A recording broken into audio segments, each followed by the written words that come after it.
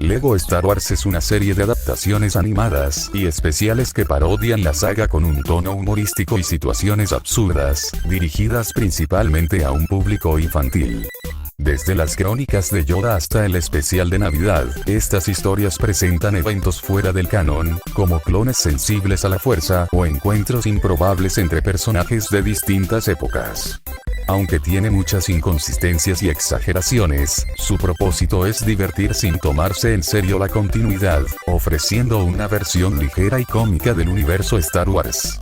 Ahora bien, parecería algo estúpido dedicarle todo un video a cosas sin sentido a una de ellas, más que todo porque están direccionadas a un público no tan maduro. Pero no me malentiendas, aunque podrá ser algo bastante lejano a lo que normalmente estamos acostumbrados, no voy a negar que tiene cierta parte de aprecio por los más grandes, más que todo por la mercancía, las figuras, y las naves que son exclusivas de esas series. Pero a lo que quiero llegar es que aunque se note que no tengo ni la más mínima idea de qué grabar con esto, les aseguro que aquí en las crónicas de Yoda encontraremos falencias que le harán levantar una ceja al más friki de la franquicia, pero se los voy a decir, no quiero que se tomen esto como una crítica a las crónicas de Yoda o como un video en el que yo hago alardear mi conocimiento en la franquicia. No. Porque el universo de Star Wars ya de por sí es muy complicado. Solo véanlo como lo que es, algunas cosas que pude notar mientras la veía, porque sí, mi infancia revivió viendo de nuevo esta joya audiovisual, y me atrevería a decir que es mucho mejor de lo que recordaba, así que sin más introducción, hoy les presento cosas que no tienen sentido en Star Wars: las crónicas de Yoda, el clon fantasma y la amenaza de los Sith.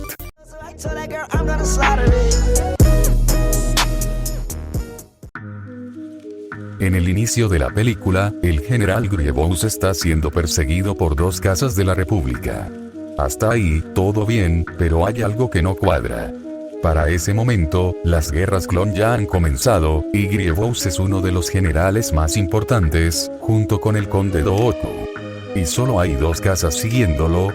Con lo que estaba en juego, no podrían haber solicitado refuerzos, o incluso atraparlo antes de que llegue a Coruscant. Aunque no es un error tan grave, realmente da que pensar sobre la estrategia del bando republicano.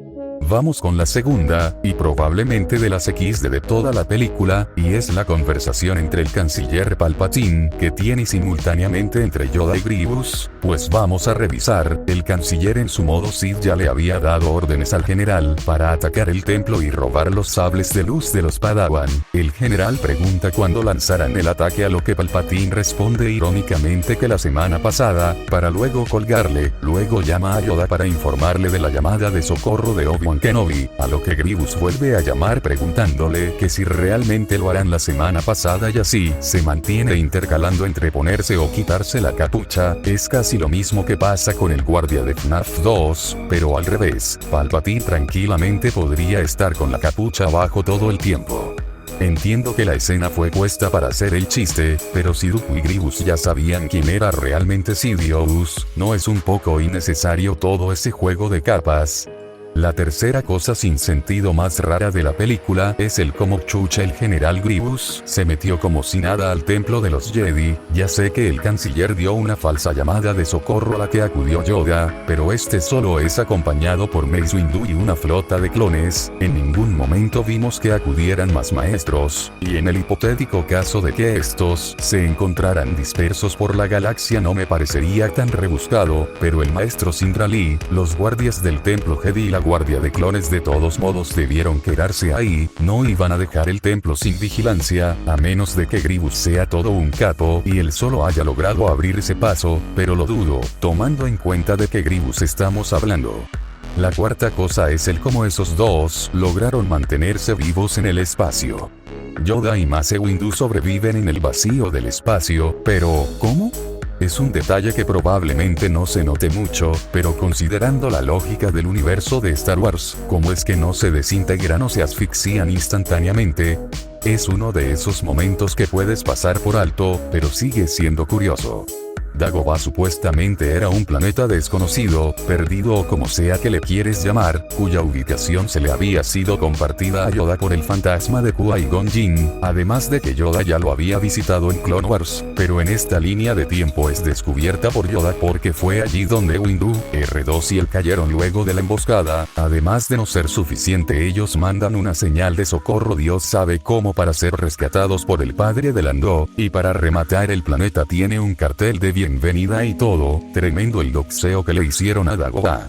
El hecho que el padre de Lando sea el portador original del halcón milenario me hizo levantar una ceja, pues en realidad Lando había ganado el halcón en una partida de cartas espaciales en Bespin llamada Sabacc, donde había jugado contra un sujeto llamado Six-Trude. No fue hasta una carrera en Bespin donde Lando lo perdió contra su amigo Han Solo. Pero en esta línea de tiempo el halcón parece propiedad familiar, ya que ahora en vez de ser un carguero, es una especie de club nocturno de su padre, que por cierto se llama Lando Calrissian.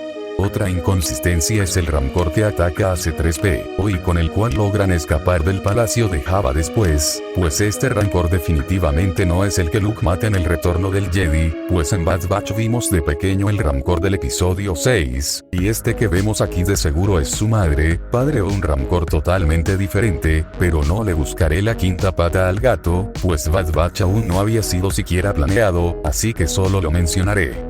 La octava cosa sin sentido es el cómo chucha el general Grievous y Dooku lograron no entrar a camino, sino entrar a la sala de clonación donde está la seguridad. ¿Cómo pasaron desapercibidos sin un ejército de droides para respaldarlos? Y peor aún, no hay ni una lucha en la sala de clonación. A ver, vamos a ver, por la serie de Clone Wars vimos que este planeta tiene un bloqueo que lo protege de avances separatistas, y tiene su propia guarnición de soldados por si acaso, y esto también lo vimos en el videojuego de Battlefront 2, cuando Boba y las fuerzas del Imperio lo destruyeron, pero aquí estos dos se meten como en su casa, en ningún momento hay alguna pelea o algo por estilo, es que ni siquiera van acompañados de un ejército droide, no, van los dos solos, y la única seguridad que había eran dos clone troopers parados en la puerta, que son rápidamente neutralizados por Dooku. En fin, el cómo llegaron así de fácil a camino es otra cosa sin sentido.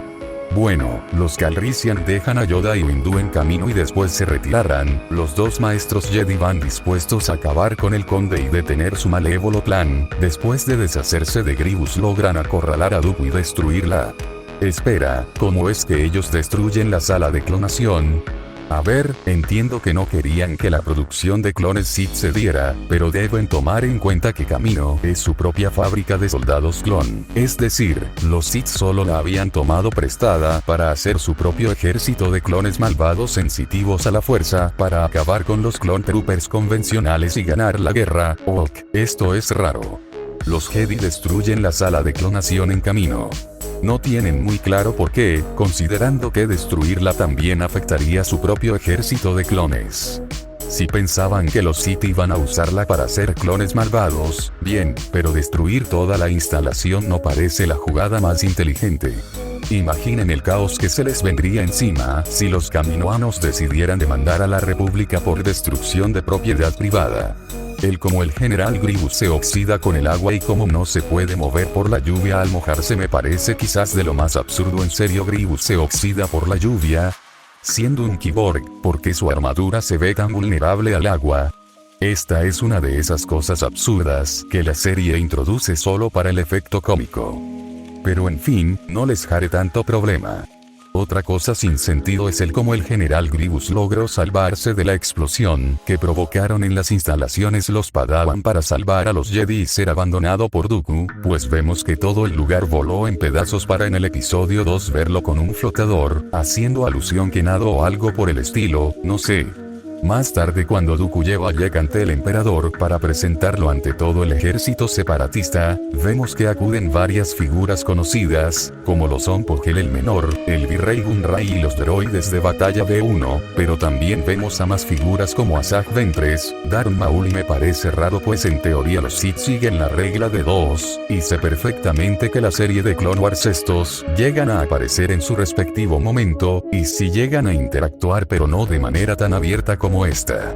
Aquí es donde las cosas se ponen extrañas. La regla de los Sith es clara, siempre debe haber dos. Pero en esta película, vemos a personajes como Asajj Ventress y Darth Maul sin mucho problema. Siendo que los Sith no pueden tener más de 2 miembros, esta contradicción es bastante confusa. La cosa más rara de esto es que el clonomático que Dook usa en Geonosis para clonar a Gek-14 supuestamente fue fabricado por los talleres Lamasu de Kamino, lo que sugiere que debería ser una máquina altamente avanzada y funcional. Kamino es conocido por su precisión en la clonación, habiendo creado todo el ejército clon de la República sin errores graves en el proceso. Sin embargo, cuando Dooku intenta replicar a Gek-14, la máquina falla y genera clones defectuosos, algo que no tiene sentido considerando la tecnología kaminoana. La serie nunca explica realmente por qué el clonomático no funciona correctamente, lo que hace que parezca un error conveniente del guión para evitar que haya más de un Gek-14.